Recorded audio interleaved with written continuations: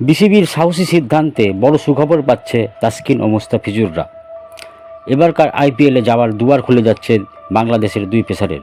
একজন খেলতে পারেন কলকাতায়, আর একজন খেলতে পারেন লখনউতে। আইপিএলের নিলামে সরাসরি দল না পেলেও ডিরেক্ট সাইনের জন্য 2025 আইপিএল আসরে দেখা যেতে পারে বাংলাদেশের দুই পেসারের।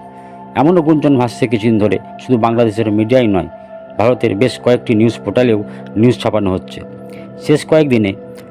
তবে আইপিএলের দলগুলো অন্যবারের তুলনায় এবার বেশ কঠিন নীতি অনুসরণ করছে বিদেশি খেলোয়াড়দের জন্য। সেখানে বাংলাদেশের দুই পেসারের জন্য কঠিন শর্ত ছুড়ে দিয়েছে। আইপিএলে আগ্রহী ফ্র্যাঞ্চাইজিসগুলো শর্ত পূরণে সহায়ক হতে পারে বিসিবির পরিকল্পনা। এর আগেও 3বার ডাক পেয়েছিলেন টাইগার পেসার তাসকিন।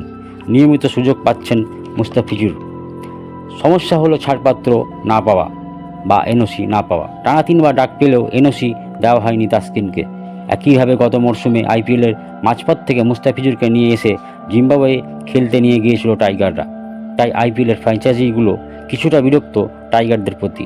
মূলত ফ্র্যাঞ্চাইজিসদের টুর্নামেন্টগুলোতে এই কারণেই উপেক্ষিত থাকে টাইগাররা। জানা যায় এর জন্য ক্রিকেটারদের নিয়ে নতুনভাবে পরিকল্পনা করতে যাচ্ছে বাংলাদেশের ক্রিকেট বোর্ড। এখন থেকে ছাড়পত্র দেওয়ার ক্ষেত্রে বিশেষ আলোচনা করবেন সভাপতি ফারুক আহমেদ। মূলত ক্রিকেটারদের এনওসি দেওয়ার ক্ষেত্রে সর্বপ্রথম দেখা হবে সেই লিগের গুরুত্ব কতটুকু। তবে সুখবর হলো আইপিএল ও পিসিএলের মতো বড় বড় টুর্নামেন্টের জন্য ক্রিকেটারদের ছাড়তে পারে বিসিবি।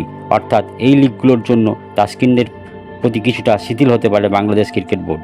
সেক্ষেত্রে দুই পেসারের পাশাপাশি আরও কিছু ক্রিকেটারদের কপাল খুলতে পারে।